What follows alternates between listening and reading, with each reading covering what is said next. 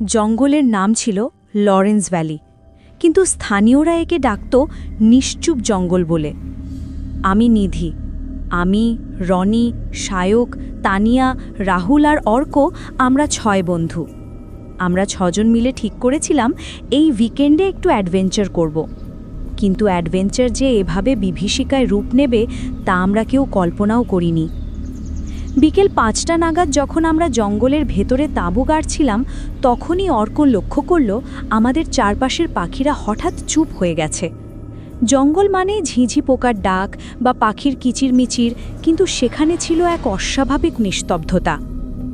তানিয়া ফিসফিস করে বলল, নিধি, আমার মনে হচ্ছে আমাদের এখানে আসা ঠিক হয়নি। ওর মুখটা ফ্যাকাশে হয়ে গিয়েছিল। আমি হেসে উড়িয়ে দিয়েছিলাম, ভয় পাস না, আমরা 6 জন আছি তো। কিন্তু আমার মনের ভেতরটাও তখন কুঁ গাইছিল। রাত তখন প্রায় 10টা। আগুনের চারপাশে বসে আমরা গল্প করছিলাম। হঠাৎ রাহুলের মনে হলো গাছের আড়ালে কেউ দাঁড়িয়ে আছে। টর্চের আলো ফেলতেই দেখা গেল কেউ নেই, কিন্তু মাটির ওপর পড়েছিল একটা পুরনো ভাঙা পুতুল, যার চোখ দুটো থেকে যেন তাজা রক্ত ঝরছে।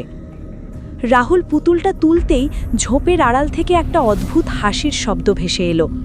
সেটা মানুষের হাসিও নয়, আবার পশুরও নয়, অনেকটা শুকনো পাতা চিবনোর মতো কর্কশ শব্দ। রাত বাড়ার সাথে সাথে জঙ্গল তার আসল রূপ দেখাতে শুরু করল। কুয়াশা এত ঘন হয়ে এলো যে পাশের মানুষটিকেও দেখা যাচ্ছিল না। হঠাৎ অর্ক চিৎকার করে উঠল। আমরা দৌড়ে ওর কাছে গেলাম, কিন্তু গিয়ে দেখি অর্ক সেখানে নেই। শুধু ওর টর্চটা মাটিতে পড়ে আছে, আর সেখানে একটা দীর্ঘ টানার দাগ, যেন কেউ ওকে হিঁচড়ে গভীর জঙ্গলের দিকে নিয়ে গেছে। আমরা নাম ধরে ডাকতে শুরু করলাম, কিন্তু বনের প্রতিধ্বনি আমাদের সেই ডাকগুলোকেই বিকৃত করে ফিরিয়ে দিচ্ছিল। মনে হচ্ছিল জঙ্গলটা নিজেই আমাদের সাথে কথা বলছে। খুঁজতে খুঁজতে আমরা একটা পুরনো জীর্ণ কাঠের বাংলোর সামনে এসে দাঁড়ালাম। দরজায় বড় বড় করে লেখা ছিল, ফিরে যাও, এখানে সময় স্থির। বাংলোর ভেতরে ঢুকতেই এক ভ্যাপসা গন্ধে আমাদের দম বন্ধ হয়ে আসছিল। হঠাৎ সায়ক একটা ঘরে ঢুকে চিৎকার দিল। আমরা গিয়ে দেখি ঘরের দেওয়ালে আমাদের 6 জনের নাম লেখা, আর অর্কর নামের উপর একটা লাল রঙের ক্রস চিহ্ন দেওয়া। হঠাৎ নিচতলা থেকে অর্কর গলা শোনা গেল, নিধি, নিচে আয়, আমি পথ পেয়ে গেছি। আমরা সবাই সিঁড়ি দিয়ে নামতে যাচ্ছিলাম। তখনই আমার মনে পড়ল, অর্কর তো আজ গলা বসে গিয়েছিল ঠান্ডায়, কিন্তু এই কণ্ঠস্বরটা ছিল একদম স্বাভাবিক এবং যান্ত্রিক। আমি সবাইকে থামালাম। টর্চের আলো নিচে ফেলতেই দেখলাম অর্কর বেশে কেউ একজন নিচে দাঁড়িয়ে আছে, কিন্তু তার পা দুটো উল্টো দিকে ঘোরানো। সেই দৃশ্য দেখার পর আমরা আর দাঁড়াইনি, প্রাণপণে দৌড়াতে শুরু করলাম। কিন্তু জঙ্গল যেন আমাদের গোরখধাঁধায় বন্দি করে ফেলেছে। যেদিকেই যাই ঘুরে ফিরে সেই ভাঙা পুতুলটার কাছে চলে আসি। দৌড়ানোর মাঝখানে একটা বড় বটগাছের তলায় সায়ক আর তানিয়া হাত ছেড়ে দিল।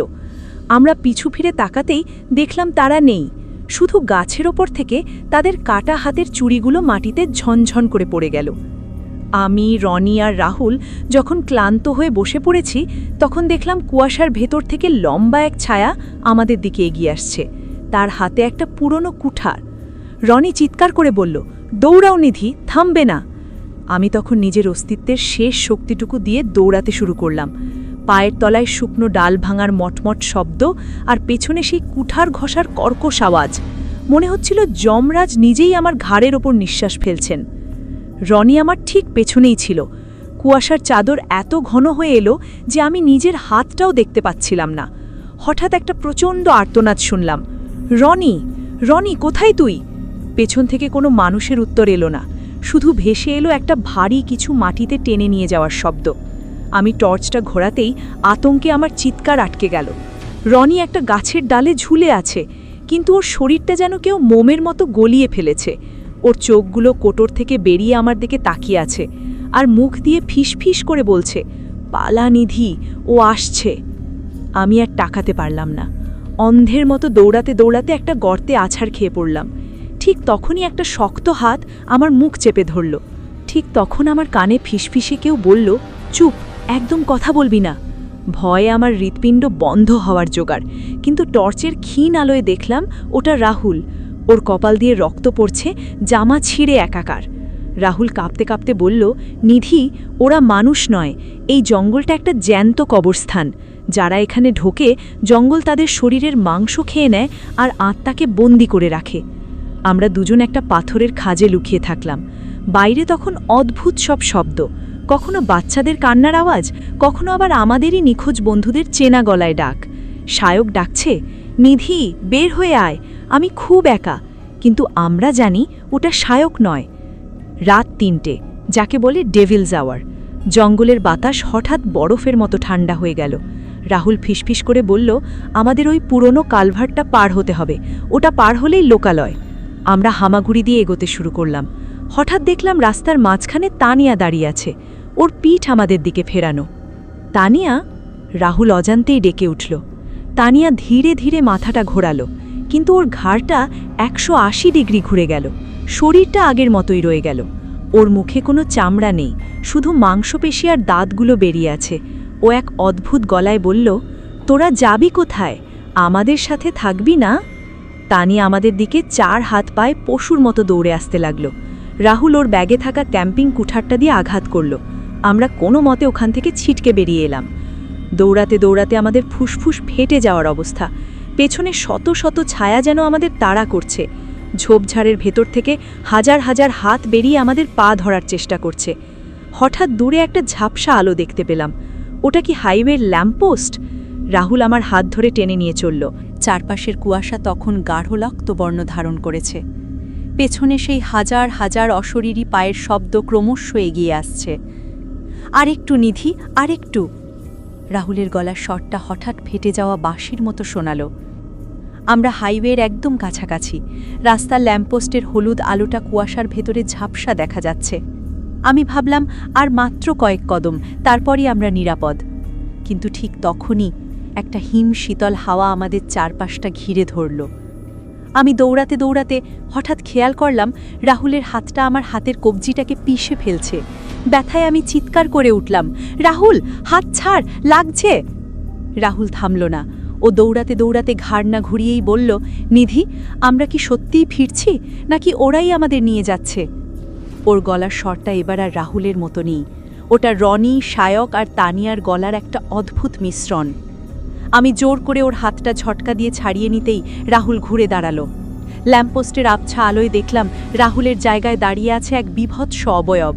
ওর শরীরের চামড়াগুলো খসে পড়ছে আর চোখের জায়গায় শুধু দুটো জ্বলন্ত কয়লার মতো গর্ত। রাহুল! আমি চিৎকার করে পিছিয়ে গেলাম। সে ক্রূর হাসি দিয়ে বলল, রাহুল তো অনেক আগেই শেষ হয়ে গেছে নিধি, এখন শুধু আমি আছি।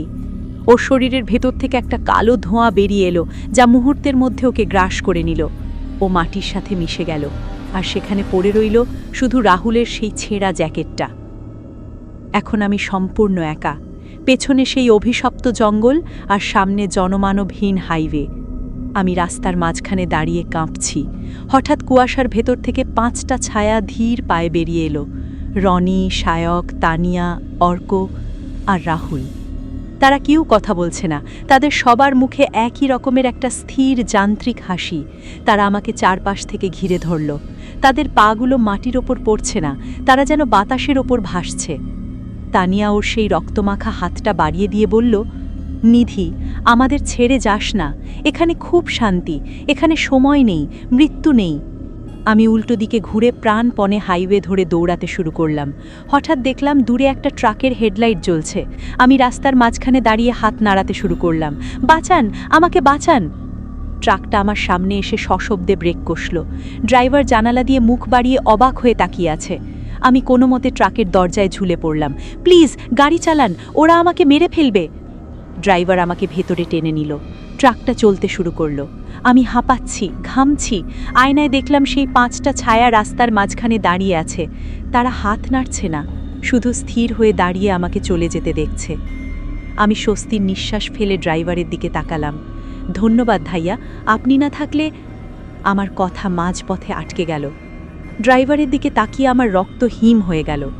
ড্রাইভারের সিটে কেউ বসে নেই, স্টিয়ারিংটা নিজে নিজেই ঘুরছে, আর ড্যাশবোর্ডের ওপর বসে আছে সেই অভিশপ্ত পুরনো পুতুলটা, যেটা আমরা জঙ্গলে দেখেছিলাম। পুতুলটা হঠাৎ মাথা ঘুরিয়ে আমার দিকে তাকালো।